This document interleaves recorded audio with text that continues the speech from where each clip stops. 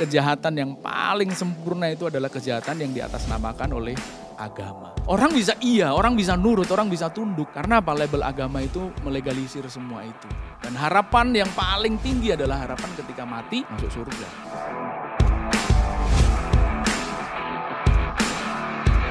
Kenapa ekstremis itu kecenderungannya kok menyerang otoritas setempat? Dalam hal ini memang otoritas yang bertanggung jawab untuk menjaga keamanan.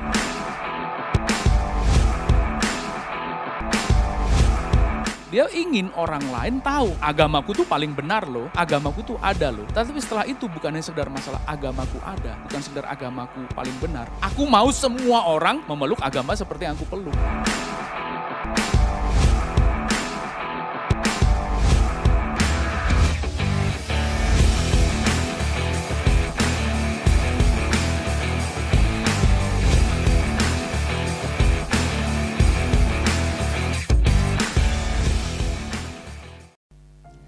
Shalom, bertemu kembali dalam program acara Make Sense, Save and Serve. Bersama saya dari GSKI Slipi ditemani oleh Saya Tamara dari GSKI Gajah Mada. Bapak dan Ibu sekalian, terima kasih masih setia menyaksikan acara kami. Dan pada hari ini Bapak dan Ibu sekalian kita akan berbicara dengan topik-topik yang hangat sekali ya. Karena benar-benar fresh from the oven. Bapak Ibu ketahui bahwa beberapa waktu yang lalu terjadi pengeboman bom yang dilakukan di katedral di Makassar. Korban yang ada saat ini adalah 2 orang yang disinyalir merupakan pelaku. Namun ada beberapa juga korban luka, yaitu dari security dan beberapa jemaat yang mengikuti misa pagi di katedral tersebut. Lalu juga ada beberapa waktu yang lalu seorang wanita yang mencoba melakukan, menembak beberapa kali di Polda Metro Jaya. Jadi Bapak dan Ibu, bagaimana sikap kita sebagai seorang Kristen menyikapi hal yang terjadi saat ini di masyarakat? Ya, tapi tentunya kita tidak berdua saja nih, Bu, hari ini. Kita ditemani oleh seorang narasumber. Boleh diperkenalkan dong narasumbernya, silakan Bu. narasumber kali ini adalah suami saya tercinta. Shalom suamiku. Shalom istriku. Shalom, saya orang ketiga. Edisi kali ini cukup lucu. Cukup lucu ya. Karena saya mengundang Bapak Gembala dari GSKI Slipi, yaitu suami saya sendiri. Tapi nggak apa-apa, silakan Bu, lanjutkan. Oh gitu ya. Saya sebagai tamu, saya yang mau interview bapaknya gitu ya. Boleh, permisi ya Bu ya. Iya silakan Bu. Oke. Hari ini topik kita agak seru nih Pak hari ini. Hari ini kita mau berbicara mengenai ekstremisme. Ekstremis dari fanatisme orang-orang yang mungkin kalau dalam hal kasus yang bom ini adalah fanatik terhadap satu agama tertentu atau agamanya. Fenomena yang terjadi saat ini di negara kita adalah banyak fanatisme atau ekstrim, orang yang sangat ekstrim dengan pandangannya, ideologinya, agamanya, sehingga membuat orang-orang ini melakukan hal-hal yang bahkan menurut kita tidak terpikirkan atau extraordinary yang ujungnya malah jadi mencelakakan diri sendiri dan orang sekitarnya. Iya. Bagaimana fenomena ekstremis ini menurut Pak Andre di negara kita? Pertanyaan ini bagus sekali ketika Bu Tamara, Tamara menanyakannya dengan bagaimana kondisi ekstremisme itu di Indonesia. Nah, jika kita bicara di Indonesia, jawabannya harus kita mulai dari kurang lebih abad ke-14, Bu. Jadi tahun yang cukup lama sebelum kita hari ini ada. Pada masa itu kalau kita mau lihat Indonesia itu sebenarnya ada dalam kondisi yang sangat damai. Ada banyak keberbahagiaan di situ, tetapi kehidupan masyarakat kita itu yang dulu dikenal dengan Nusantara itu ya. Abad ke-14 bahkan mungkin sebelum itu abad 11, abad 12 pun itu masa di mana Indonesia itu mengalami kedamaian. Mau kita orang Jawa, mau kita orang Ambon, mau kita orang Manado atau bahkan orang Chinese, orang Arab, orang India itu bergaul dengan akrab. mereka berdagang, bahkan juga ada semacam asimilasi budaya terjadi di situ. Dan itu nikmat. Indonesia kalau boleh dikatakan mengalami kenikmatannya itu pada masa dulu itu.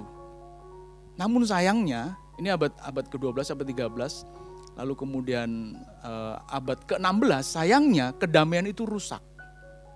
Tapi sebelum sampai kepada kedamaian itu rusak, saya coba sedikit kembali. Di abad 14 itu kita sampai mengalami sebuah kejayaan saat Gajah Mada pada masa itu mengucapkan Sumpah Palapa. Kalau masih ingat dulu ya, pelajaran sejarah gitu. Iya. Ingat nggak? Ingat namanya, saya lupa isinya. Bapak jangan suruh saya nyebutin isinya. Oke.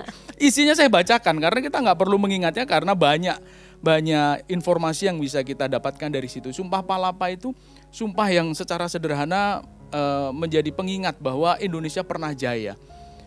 Sumpahnya itu kurang lebih begini. Gajah Mada tidak akan menikmati kebahagiaan atau dia tidak akan bersenang-senang jika dia belum bisa menyatukan seluruh Nusantara. Dan Nusantara pada masa itu bukan hanya sekedar Aceh sampai Papua loh. Bahkan sampai Madagaskar, kemudian Champa, itu negeri Thailand, lalu kemudian Asia Tenggara lah katakan demikian. Itulah Nusantara bagi Majapahit pada masa itu. Nah, kebahagiaan dan kebanggaan pada masa itu menjadi kebahagiaan dan kebanggaan yang hari ini kalau boleh dikatakan hampir sirna. Sirnanya karena apa? Tadi abad ke-16 saat VOC datang ke Indonesia, penjajahan datang ke Indonesia, rusak semua harmoni yang kita miliki. Belanda bukan hanya sekedar merebut wilayah sebagai tanah jajahan bagi negeri Belanda, tetapi merebut semua kredibilitas dan harga diri bangsa ini. Dan itu luka pertama yang kalau boleh dikatakan menjadi penyebab awal kenapa ekstremisme Indonesia hari ini terjadi begitu rupa. Apa penyebabnya? Waktu VOC datang, semua struktur yang begitu baik, harmoni yang begitu baik itu dirusak dengan menciptakan struktur baru. Saat Belanda menjajah Indonesia itu, ada itu, kasta itu ada. Yang disebut masyarakat level tertinggi itu masyarakat Eropa. Itu Belanda yang menciptakan? Belanda yang menciptakan dengan regulasi yang ditetapkan. Pertama itu orang Eropa, masyarakat Eropa. Ya, lalu kemudian selain itu mereka yang berkulit putih, bukan hanya Eropa, misalkan datang dari negeri mana, katakanlah Rusia atau manapun juga ya, tapi mereka adalah kulit putih, itu dianggap sebagai warga kelas 1. Lalu ada warga kelas 2, orang Arab, orang India, lalu kemudian warga kelas 3, orang Cina. Dan ternyata orang yang paling bawah adalah masyarakat yang hari ini sebenarnya kata ini sudah tidak boleh diucapkan, yaitu masyarakat pribumi. Inlander itu, kaum bumi putra. Rusak semua harmoni yang tadinya itu tidak terganggu hanya gara-gara ini. Terlebih lagi ketika proses penjajahan itu dilakukan dengan memanfaatkan, lebih khusus lagi, memanfaatkan etnis Tionghoa. Belanda memanfaatkan kemampuan dagang dari orang Chinese ya, orang Cina itu untuk memperdaya masyarakat pribumi demi keuntungan Belanda. Walaupun sebenarnya masyarakat Chinese, masyarakat Tionghoa pada masa itu tidak terlalu suka dengan cara itu. Karena sebelumnya mereka menikmati kedamaian dengan warga pribumi atau bumi putra itu. Mereka damai. Dalam kondisi itu mereka terganggu sebenarnya. Tapi mau apa dikata, mau pilih apa lagi? Karena biar bagaimanapun juga dia termasuk salah satu golongan yang ada di bawah kekuasaan para penjajah. Itu awal mulanya degradasi ya, salah satu penyebabnya. Kita. Oke. Termasuk yang boleh sekolah itu hanya orang. Ya, orang kulit putih, lalu kemudian juga orang Tionghoa. Kalau orang pribumi itu hanya punya kesempatan untuk, kalau orang Jawa dulu kenal apa yang namanya sekolah angka loro. Sekolah angka 2. Hanya dua tahun saja atau dua level saja, kelas 1, kelas 2 sudah selesai. Nggak boleh lagi sekolah yang lain. Itu kondisi yang terjadi. Tetapi bukan berarti lalu masyarakat Tionghoa tidak melakukan semacam perlawanan atau semacam keinginan untuk menunjukkan bahwa mereka juga mencintai Nusantara ini, tidak. Mereka pun melakukan perjuangan. Kita tahu pahlawan-pahlawan berikutnya yang datang dari masyarakat Tionghoa pun banyak gitu. Tetapi jauh sebelum itu, tahun 1740, coba bayangkan nih, tahun 1740, kita pun dipikirin belum itu pada masa itu kan tahun 1740, abad ke-18. Itu pernah terjadi yang namanya geger pecinan. Ya, tragedi Angke. Kali Angke pada masa itu merah darah. Merah darahnya siapa? Darahnya orang Chinese. Dibantai habis oleh Belanda. Kenapa? Karena mereka sedang melakukan perjuangan untuk memberontak kezaliman para penjajah ini. Karena pada masa itu beberapa dari mereka itu menjadi pegawai di perkebunan tebu. Nah, ada ketidakadilan di situ. Lalu kemudian dia ingat itu, saya itu sahabat dari orang-orang pribumi itu, orang Betawi, orang Jawa, orang Ambon, siapapun juga itu saudaraku. Ini kayaknya ada ketidakadilan.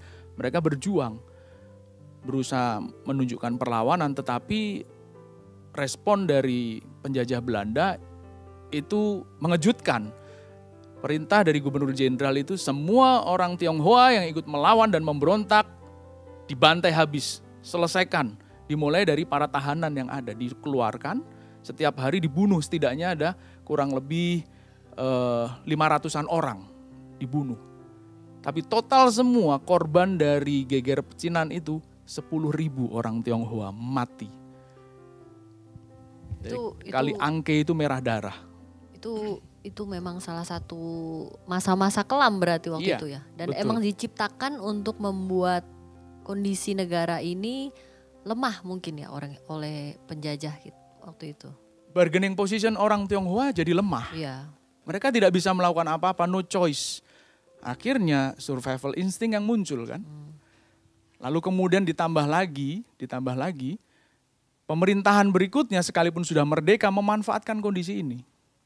Ini kalau saya coba bacakan ya, saya mencatat ada kurang lebih 5-6 bahkan mungkin bisa dikatakan hampir 10 lah peristiwa yang mendiskreditkan bahkan ibarat kata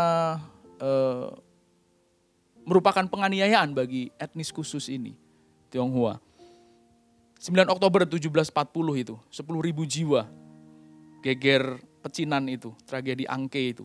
Lalu tahun 1825 itu peristiwa berikutnya yang muncul. Karena apa? Orang Chinese sudah terpojok. Lalu pilihannya apa? Ya sudah, saya mesti dalam tanda kutip menjadi bawahannya orang Belanda, menjadi bawahannya penjajah. Kong kali kong lah sama penjajah supaya aman. Aku dan keluargaku, nyawaku aman gitu.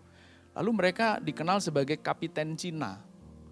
Mereka punya pasukan sendiri, centeng-centengnya yang ternyata tugasnya adalah memungut pajak dari masyarakat pribumi itu. Oke, ini masa-masa yang kurang begitu menyenangkan lah ya bagi keberagaman kita. Cuman akhirnya kok bisa menimbulkan satu kondisi di mana saat ini kita kayak ngerasain akibatnya gitu loh Pak. Itu gitu. dia. Kan bukan hanya berdasarkan etnis, Ya, ini berdasarkan agama. Agama, iya. Nah itu dia, makanya dimana? saya katakan ini panjang sekali nih ceritanya, itu kan berabad-abad tapi kita harus singkat gitu ya. Tapi kalau kita mau lanjutkan sebenarnya kita butuh wawancara 2 hari ini baru selesai gitu. Tapi kan nggak mungkin. Saya nggak masalah.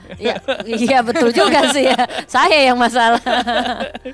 Nah berikutnya ini kan kalau diurutkan itu hanya berkaitan dengan etnis Tionghoa saja.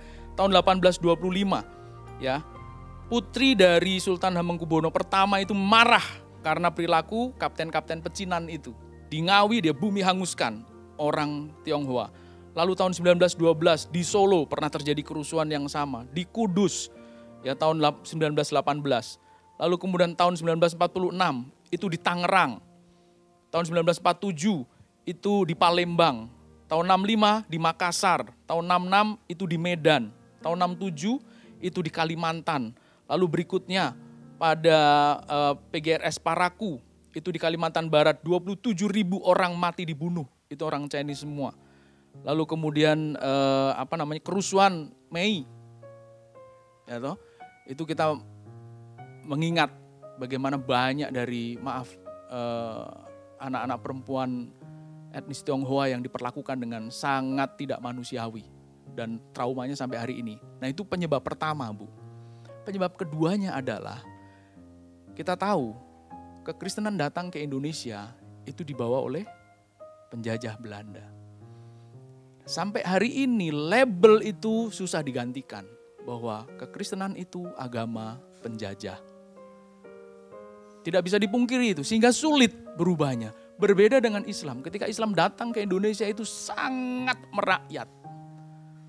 Dan membuat, kalau boleh kita secara sederhana menyimpulkan, Islam jauh lebih diterima.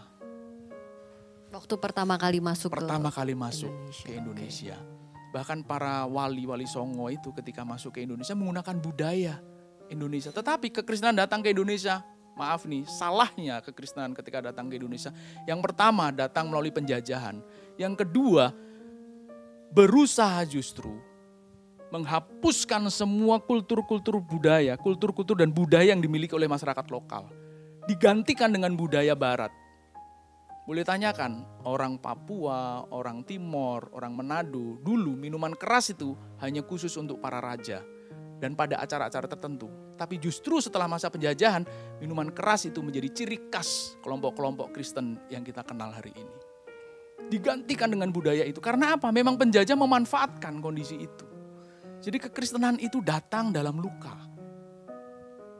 Nah, itu penyebab kedua.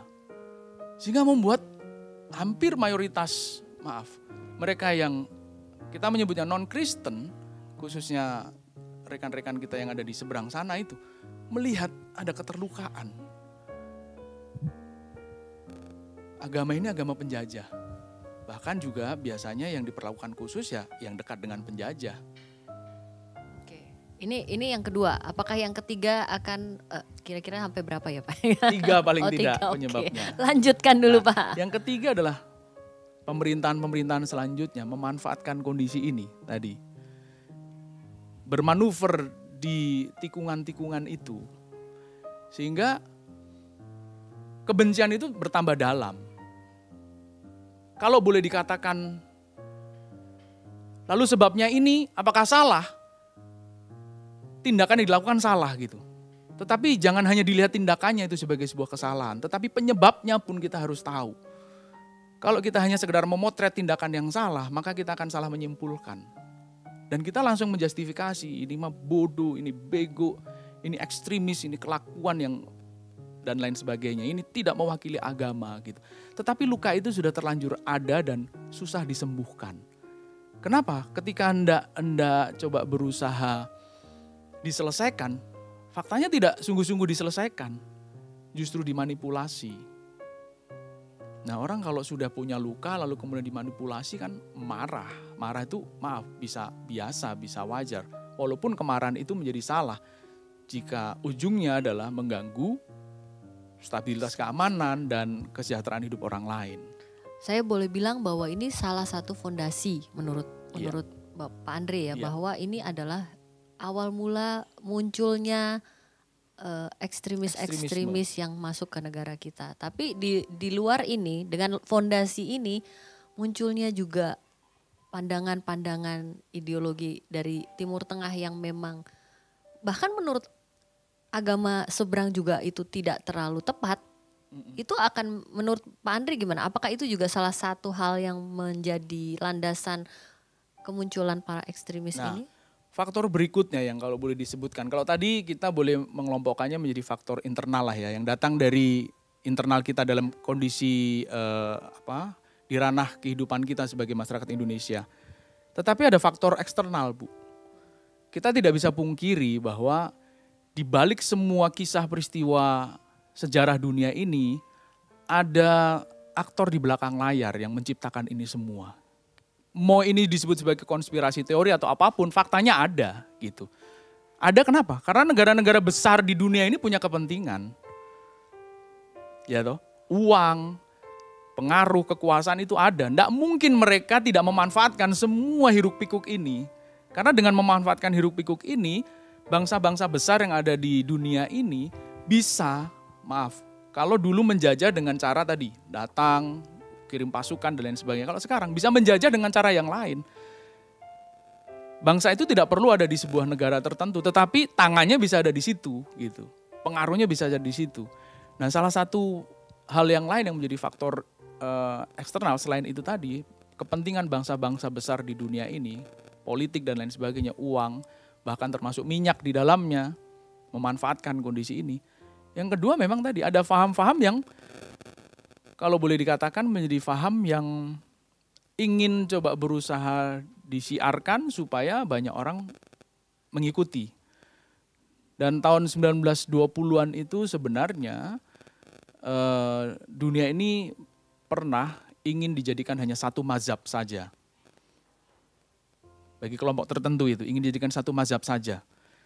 Tetapi satu tokoh besar Indonesia yang hari ini kita kenal, Bapak Hasyim Asy'ari, itulah satu-satunya tokoh yang kali itu menentang.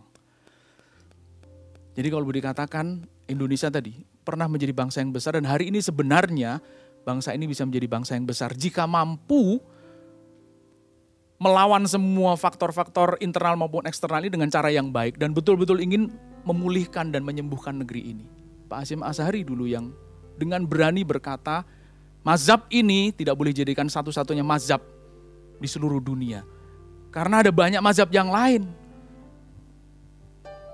Dan tokoh inilah yang hari ini kita kenal sebagai tokoh pendiri Nahdlatul Ulama itu. Dan itu tanpa adanya beliau, saya yakin mungkin Indonesia tidak sehebat hari ini, tidak sepluralis hari ini.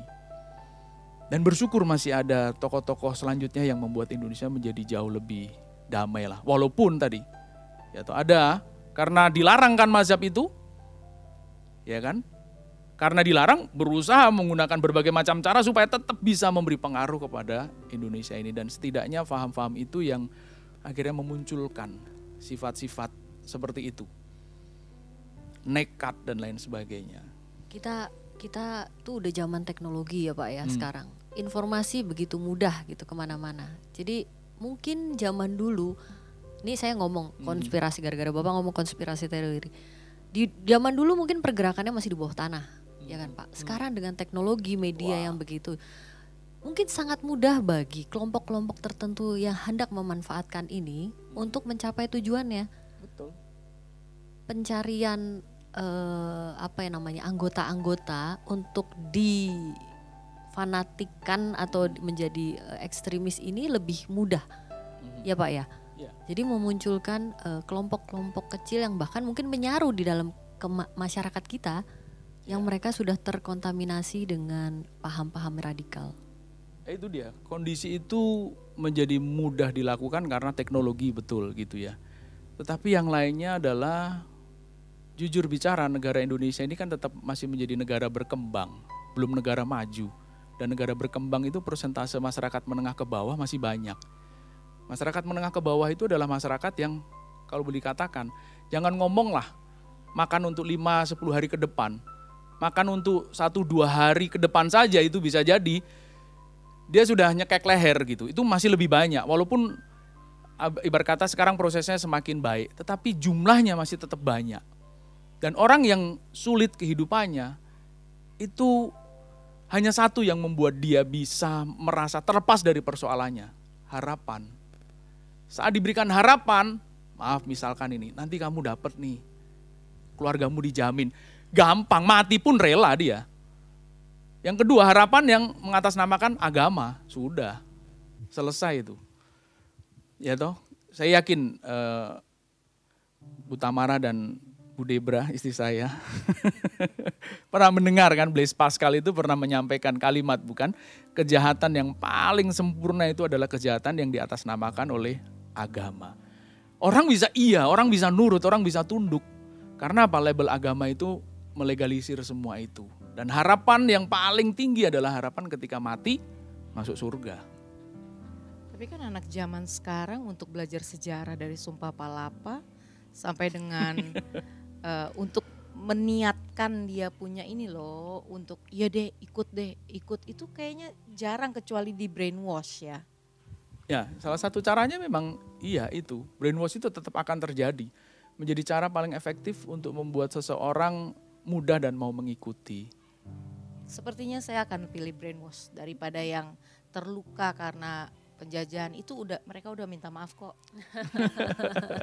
Kita kan harus mau maaf. Betul. Tapi tadi Pak Andre bilang bahwa ini yang brainwash ini juga bisa dilakukan sebenarnya nggak cuman ke masyarakat menengah ke bawah, karena banyak contoh juga sebenarnya ya Pak Andre, orang-orang yang pintar loh. Kaum terdidik, dan yang terakhir ini yang saya bilang menembak-nembakin di Polda itu mahasiswi dari salah satu perguruan tinggi swasta dengan IPK 3,2. Milenialis. Saya bingung loh, itu saya nggak ngerti. Oke, dia nggak punya mungkin dia nggak punya suatu fondasi benar karena ternyata keluarganya kurang begitu mampu gitu kan. Jadi dia merasa ada harapan, betul kata Pak Andre. Tapi kan dia sudah teredukasi Pak, kok masih bisa terpapar istilahnya dengan paham ini? Nah, faktor kedua adalah pilihan hidup masing-masing. Setiap kita kan punya hak untuk prefer kemana, ya. Alasan pertama kemiskinan dan sebagainya. Karena faktanya ada orang yang miskin tidak begitu kok ternyata, betul kan? Orang miskin memilih untuk berjuang, bertarung dengan benar dan dia berhasil. Tetapi ada orang yang sudah susah tapi pilihan hidupnya salah. Nah itu sudah tidak bisa lagi dengan kata-kata. Nah seperti yang disampaikan istri saya tadi. Mungkin anak-anak muda gak akan berpikir tentang sumpah palapa dan lain sebagainya. Iya, pilihan hidup gitu. Karena bagi dia, wah ini hebat nih. Wah ini betul-betul sesuai dengan pemahaman yang saya miliki. Sekalipun dia milenialis atau anak muda atau anak zaman sekarang. Biar bagaimanapun juga, dia punya semacam presuposisi tentang apapun juga. Tentang kehidupan, tentang agama, tentang Tuhan. Lalu ketika dia berjumpa dengan pendapat-pendapat yang sesuai dengan presuposisi dia, wah ini klop nih, mau miskin kayak mau kaya, mau terdidik kayak, dia rela terjun di situ. Nah inilah kompleksitas ketika kita memahami ekstremisme itu. Tidak sesederhana kita hanya melihat, wah dia nih berani nembak, wah ini pasti nih terpapar radikalis. Iya betul, tetapi apa sebabnya? Itu harus kita cari tahu. Makanya proses yang paling susah yang hari ini dilakukan oleh pemerintah adalah deradikalisasi itu. Coba bayangkan betapa tidak mudah untuk mengubah, sederhana sajalah.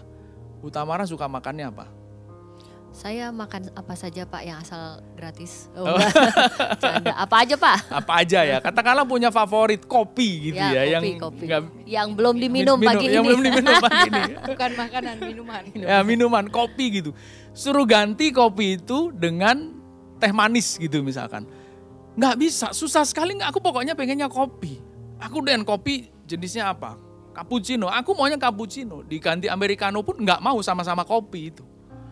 Jadi kalau sudah punya preferensi akan susah. Sama sikap pemilihan kalau kita sebut akhirnya menjadi radikalisme. Lalu disuruh rubah, aku enggak. Aku maunya ini. Enggak, kamu harus ini. Enggak, aku tetap maunya ini. Betapa susah mengubah rasa itu. Tes lidah saja susah, apalagi merubah tes pikiran kita. Yang sudah punya base, punya template pada awalnya. Itu hal yang paling susah. Nah syukurnya lah, make sense ini menjadi salah satu cara untuk melakukan itu. Kita tidak sedang menjustifikasi, kita tidak sedang menghakimi mereka, tidak. Tetapi kita berusaha mengerti dan menyadarkan jika ada saudara-saudaraku sebangsa dan setanah air, ada preferensi yang mulai mendekati kepada hal yang akhirnya mencelakakan banyak orang, ayolah. Acara ini dalam tujuan demi merangkul kita bersama. Kalau kita bukan saudara satu iman, kita saudara satu bangsa. Dan umat Islam itu punya pemahaman itu. Mereka meyakini bahwa ukhuwah Islamiyah itu kuat, sesama umat Islam. Ukhuwah Watoniyah itu juga mereka miliki. Kalau kamu tidak satu Islam, kamu harus ingat bahwa kamu itu satu bangsa. Watoniyah, waton itu bangsa, bahasa Arab. Tetapi kalau kamu tidak merasa satu bangsa, kamu harus merasa bahwa kamu satu insan, ukhuwah insaniyah. Maksudnya sama-sama manusia. Sama-sama manusia. Ayolah, coba kalau adikmu, saudaramu yang dibegitukan, gimana rasanya? Kan sakit, gak usah mikirin agamanya apa dulu dah. Tapi mikirin betapa kita ini sesama manusia yang harus saling menjaga. Baru di situ rahmatan lil alamin. Menjadi rahmat bagi seisi alam semesta. Itu kita bisa buktikan. Gitu Bu. Tapi kan fanatisme itu terjadi di berbagai agama juga. Seperti yang waktu itu kamu ceritain ke aku loh. Yang katanya ada perang saudara di mana itu? Irlandia Utara dan Irlandia Selatan itu bermusuhan hanya gara-gara mereka Katolik dan yang satu Kristen Protestan. Dan itu terjadi di hampir sebagian besar belahan dunia manapun yang memang ada sentimen keagamaan itu tercipta dan terjadi dan ada. Itu memang tidak bisa dipungkiri, termasuk juga seperti ketika saya pernah dikirim ke Albania melayani saudara-saudara kita dari Kosova itu ya.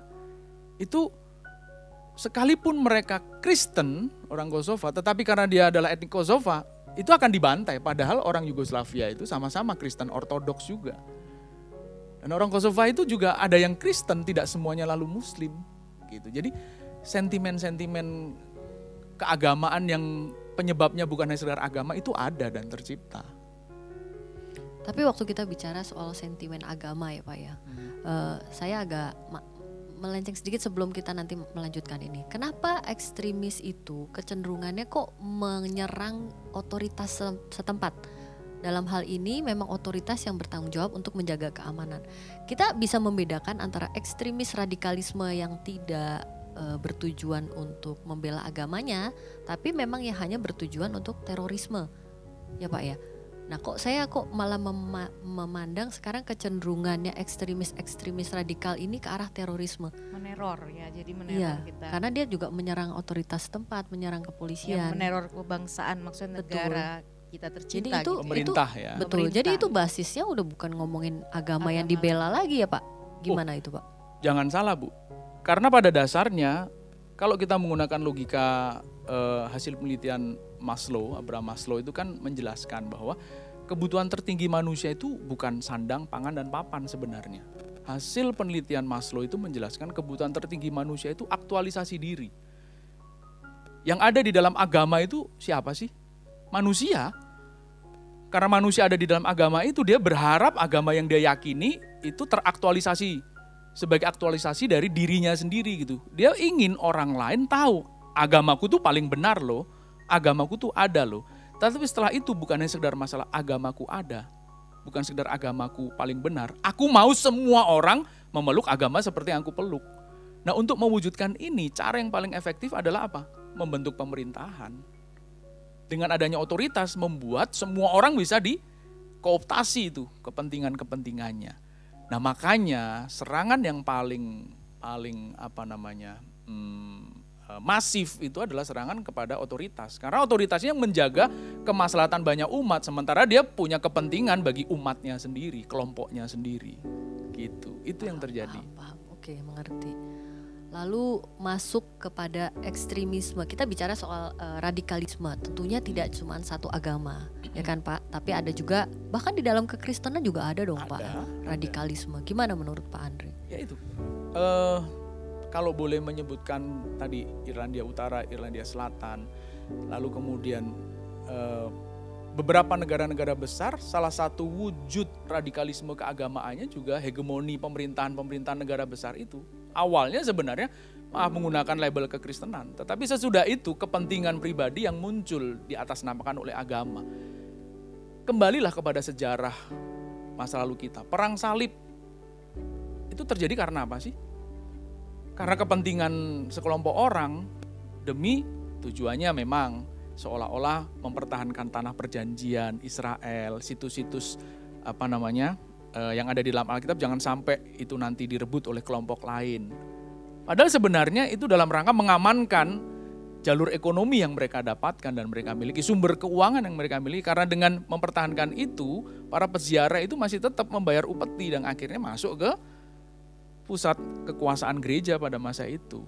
Caranya perang salib itu salah satunya itu. Berarti bahaya dong ya kalau itu masuk ke ranah gereja. Gereja, ranah kepercayaan. Itulah sebabnya Pascal itu menjelaskan kalimat itu dengan perenungan yang dalam. Bahwa kejahatan paling sempurna adalah kejahatan yang mengatasnamakan agama. Dan itu ngeri sekali. Karena seolah-olah itu datang dari Tuhan.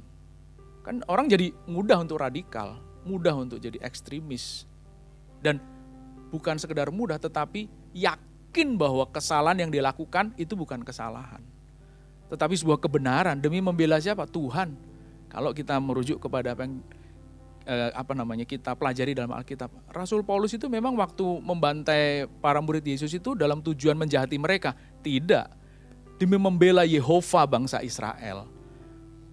Dia membunuh orang-orang itu bukan dalam rangka membenci mereka awalnya. Membenci dalam artian karena orang ini dianggap musuh Yehova. Coba, dia merasa melakukan kebenaran itu. Bahkan ketika Stefanus dilempari batu itu, Paulus menjadi saksi. Saulus sebenarnya namanya kan. Menjadi saksi bahwa yang kita lakukan ini sebuah kebenaran. Dia menaruhkan bajunya itu dalam artian jubahnya itu menandakan dia melegalisir apa yang dilakukan. Baik dia maupun orang-orang yang sama dengan dirinya. Berarti kalau orang Kristen tidak mempunyai pemimpin yang benar, itu akan cenderung ngeri dan melakukan radikalisme itu sendiri ya. Kalau boleh dikatakan terorisme dalam bentuk yang berbeda. Terorisme yang justru menggerogoti nilai kepercayaan Kristiani sendiri dan menggerogoti society, hidup kemasyarakatan yang ada di sekitar kita. Merusak itu. Baru saya mau ngomong itu, maksudnya kalau ajaran yang radikal yang seberang itu langsung terlihat dalam perbuatan ekstrim gitu kan, langsung kelihatan. Tapi kalau di dalam kekristenan radikalisme yang Pak Andre barusan ngomong itu malah lebih ngeri. Sembunyi-sembunyi. Nggak terlihat jelas, tapi menghancurkan gitu loh. Dan itulah kalau boleh menyebutkan dengan logika berpikir yang selama ini kita dapatkan, itulah penyesatan terselubung di dalam gereja. Ternyata kita sendiri tersesat di dalam kebenaran yang kita yakini sebagai kebenaran. Betapa ngeri itu. Sesuatu yang kita pikir itu adalah kebenaran, yang kita bela, ternyata itu tidak. Karena seperti tadi contohnya Saulus, ternyata itu bukan kebenaran yang Tuhan mau.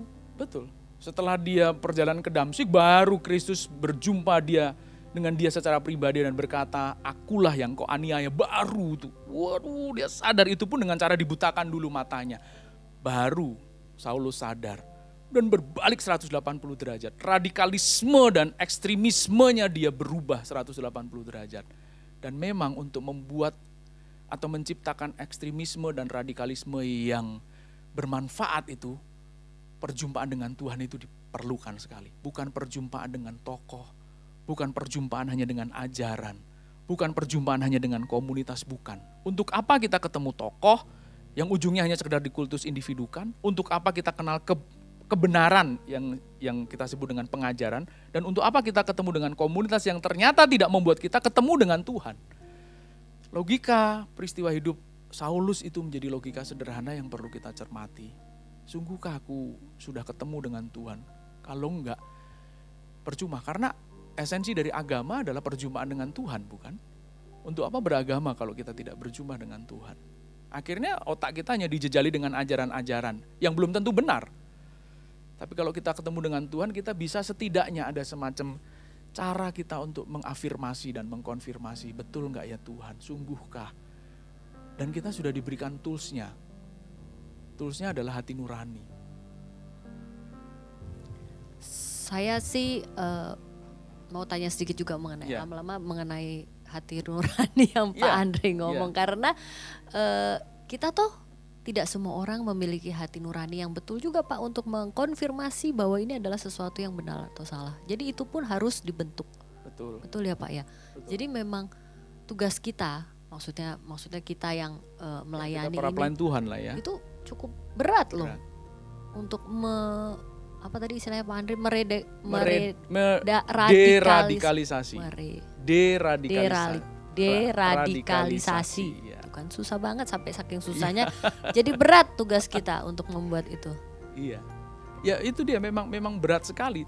Nah, beratnya adalah itu tadi, kita tahu ada tokoh yang kita anggap baik, benar gitu ya. Pengajaran juga baik. Lalu kita juga menemukan pengajaran dan menemukan komunitas. Bukan berarti lalu kita menyingkir dari ini semua, jangan. Tetap ini menjadi tools dan piranti untuk membuat kita juga terus saling menajamkan. Kan firman Tuhan juga berkata, besi menajamkan besi, manusia menajamkan sesamanya. Kita nggak boleh tinggalkan ini sesama kita, karena melalui mereka kita diingatkan, ditegur. Tetapi juga jangan lupa, perjumpaan kita dengan Tuhan itu menjadi kata kunci yang tidak boleh digantikan oleh apapun juga. Jadi dua hal ini, makanya kebenaran Kristiani itu tidak boleh lepas dari dua hukum utama itu. Mengasihi Tuhan Allah dan mengasihi sesama. Bagaimana kamu bisa berkata mengasihi Tuhan, sesamamu aja gak kamu dekati? Bohong kamu mengasihi sesama kalau kamu waktu diajak untuk bicara tentang Tuhan sudah rasanya begidik. Ngapain? Ragu kita bahwa itu sungguh datang dari Tuhan. Karena manusia memang juga bisa membuktikan kebaikannya, bisa. Tetapi belum sesempurna jika dia berjumpa dengan Tuhan. Ini ngomongnya gampang. Praktek bahasa Jerman ini angel ya tenan. Susahnya setengah mati. Tapi mari kita berjuang. Gitu. Istriku ada pertanyaan. Kalau gitu bagaimana pandangan orang ateis? Benar seperti mereka bilang bahwa kekacauan itu maksudnya ekstremis ya, kalau seperti itu dimulai dari rusaknya harmoni kehidupan ini karena agama. Ya. Untuk itu Nietzsche itu pernah mengucapkan satu statement yang sebenarnya tujuannya mengkritisi nilai keberagamaan dan kepercayaan. Khususnya sebenarnya pada masa itu karena mayoritas Kristen, maka Kristen lah sebenarnya yang dikritik. Nietzsche pernah mengucapkan kalimat ini, God is dead. Yang ternyata disalah persepsikan oleh banyak orang. Dianggapnya bahwa Tuhan itu mati, Nietzsche ini mengada-ada gitu. Padahal tujuan kalimat itu demi mengkritisi kelompok beragama pada masa itu. Tuhan mati kenapa sih? Kamu yang bikin mati. Kamu yang bikin mati kenapa? Kamu punya persepsi Tuhan yang berbeda. Tuhan itu gak gitu sebenarnya. Jadi Tuhan yang asli sudah mati. Kaulah yang bikin mati. Gara-gara kau ini Tuhan yang asli jadi mati. Tuhanmu yang kau sembah, jangan-jangan bukan Tuhan. Bahkan ateis sebenarnya itu, Nietzsche itu hendak menjelaskan yang ateis itu yang begini ini. Bukan Tuhan kok yang kamu sembah sebenarnya. Gitu. Nah, benar pada nilai kritisi. Tetapi salah dalam nilai aktualisasi. Begitu pula Nietzsche. Nietzsche mengkritik betul gitu. Tapi aktualisasi dirinya, akhirnya memang dia ateis. Mati dalam ketidakpercayaan kepada Tuhan. Saat kalimat-kalimat itu diucapkan dalam kritisi, betul banyak. Karl Marx pun betul waktu menjelaskan bahwa agama itu candu dunia. Orang hanya memahami atau bahkan mengutip, memotong atau memenggal kalimat terakhirnya saja. Padahal Karl Marx menjelaskan dari awal, agama itu tempat bagi setiap ciptaan yang akhirnya merasa tertekan. Karena apa? Banyak hukum, nggak boleh ini, nggak boleh itu. Ya, tempat yang tidak berhati, tidak ada hati lagi karena di situ yang ada hanya kepentingan pemimpin atau tokoh-tokoh agama. Tokoh agama itu memerintahkan A, you pokoknya nggak punya ketaatan, you dianggap lawan dari gereja. Nggak ada hati lagi, nggak ada pertimbangan, tidak ditanya kenapa kamu berpendapat A, kenapa kamu berpendapat B. Pokoknya dogma ngomong A ya kamu harus A. Tempat di mana jiwa sudah tidak dihargai. Tetapi barulah kalimatnya, agama itu menjadi candu bagi manusia. Kenapa? Sudah tahu begini, banyak orang juga yang tetap pengen masuk ke lingkungan itu. Karena di situ mereka bisa mabok. Mabok apa? Sesekali dia bisa trans gitu, menikmati suasana, aduh iya loh bertemu Tuhan, aduh suasana magis. Tapi dia melupakan bahwa setelah dia ada dalam suasana magis itu dimanfaatkan oleh orang lain. Dan dia sendiri memanfaatkan. Setelah dia kembali kepada dunia nyata, dia bertemu kepada realitas bahwa ternyata aku tetap juga harus berjuang, aku tetap harus bekerja. Rezeki itu tidak bisa datang dengan sendirinya. Lalu kemudian sibuk dengan kepusingan itu, dia pengen lagi untuk menikmati kemabukan itu, balik lagi ke agama. Nah, kemabukan yang kebablasan ketika akhirnya baik pemimpin maupun umatnya itu sama-sama memanfaatkan demi kepentingan masing-masing. Yang umat pengennya supaya miskin jadi kaya, ya toh, sakit jadi sehat. Yang pemimpinnya karena kamu mendapatkan jasa dariku, ya adalah persenanya buat aku lah gitu. Kan aku yang mendoakan kamu supaya kamu sembuh, aku yang mendoakan kamu supaya kamu kaya. Nah, sebenarnya tujuannya mengkritisi semua proses yang gagal paham ini, istriku. Jadi benar pada nilai kritisi, tetapi salah dalam nilai aktualisasi. Dan kadang-kadang manusia itu juga butuh cantolan, Pak. Ya, cantolan, selain dia punya mabuk, dia perlu cantolan untuk masih ada harapan di depan. Kalau enggak dia merasa hidupnya mungkin tidak bergantung pada apapun. Itu dia, pengharapan menjadi cara paling efektif untuk membuat manusia lupa pada realitas kehidupan. Betul. Tapi karena pengharapannya kebablasan tadi, surganya itu nampak surga yang wah luar biasa dan mudah hanya dengan sekedar menggapai lewat tangan jasmani kita dengan bom bunuh diri, membunuh orang lain, ya toh, melakukan ritual-ritual. Nampak mudah kan itu? Ah udahlah, disitulah letak maboknya kita. Berarti harus ada yang positifnya, ekstrimnya itu harus dibawa ke ekstremis yang positif. Ada hal yang harusnya menjadi positif kata kita sebagai orang Kristen loh Pak ya. Iya. Nilai positif yang bisa kita tangkap adalah itu tadi, kisah Rasul Paulus itu menjadi kisah pembalikan ekstremisme negatif kepada ekstremisme positif. Perjumpaan dengan Tuhan tidak bisa digantikan dengan yang lain. Kita harus bersungguh-sungguh berjumpa dengan Tuhan, barulah arah tujuan kita melayani. Sekarang kita harus jawab dengan jujur lah. Untuk apa sih kita begini-begini nih? Sungguhkah tulus untuk Tuhan? Atau biar GSKI Selipi sama Gajah Mada lebih terkenal lah gitu kan. Eksis gitu kan.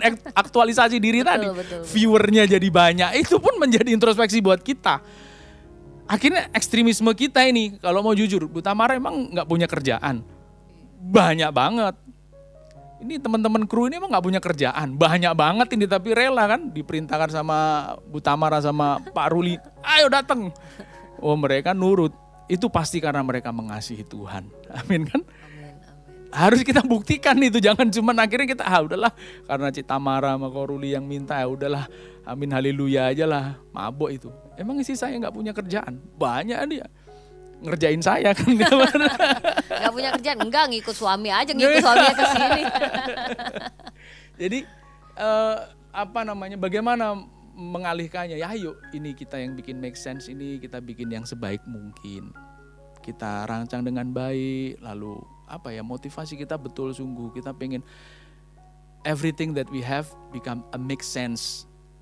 Ya, from the point of view nya Tuhan gitu. Point of view-nya Tuhan, point of view Alkitab gitu kan. Jadi betul-betul make sense. Benar-benar masuk akal, bukan hanya sekedar di akalnya manusia, tapi di akalnya Tuhan, di akal dari kebenaran itu sendiri. Wah ini luhur banget, tapi angel tenan itu mengerjakannya itu. Kita berjuang bersama-sama Pak. Amin. Ya. Gimana Bu? Apa kita sudahi saja pembicaraan kita sampai di sini dan nanti dilanjutkan di lain waktu? Iya, sepertinya waktunya juga sudah di sini habis saja kan. Nanti di rumah dilanjutkan sendiri ya. Nanti saya ngikutnya lain kesempatan. Mungkin kata-kata terakhir Pak untuk pendengar kita, penonton kita. Kata-kata terakhir saya terambil dari Markus 16 ayat 15.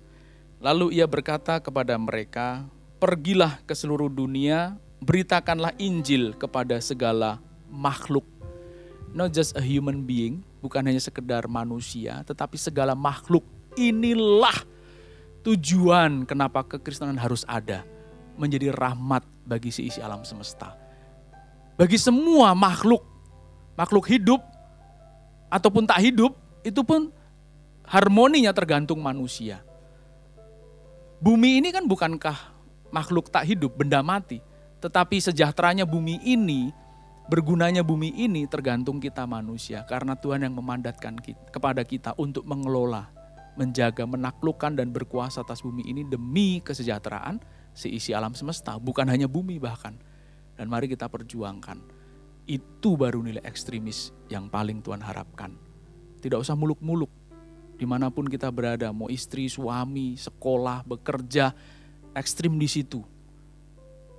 Gunakan kesempatan yang ada supaya apa yang kita lakukan bermanfaat. Tidak sia-sia waktu yang kita pergunakan dan bahkan terbuang tanpa ada makna sama sekali. Itu Bu. Terima kasih sekali Pak. Sudah mau menemani istrinya hari ini. Di make sense saya nggak ngomong panjang-panjang, nanti dilanjutkan berdua Pak. Kita lain waktu ngobrol lagi Pak. Oke. Thank you sekali lagi. Bapak dan Ibu sekalian, demikian perbincangan kita pada hari ini. Bapak dan Ibu ingat, kita harus menjadi ekstrim, harus menjadi radikal, tapi bagi Tuhan. Supaya apa yang kita lakukan bagi kita sendiri, diri kita sendiri, keluarga kita, dan bagi para pendengar pecinta Tuhan, pecinta suara kebenaran, dibukakan mata hatinya. Melayani Tuhan di bumi ini supaya kita bersama-sama melayani Tuhan di kekekalan. Terima kasih telah bersama kami. Saksikan Make Sense di episode berikutnya. Terima kasih, Tuhan memberkati.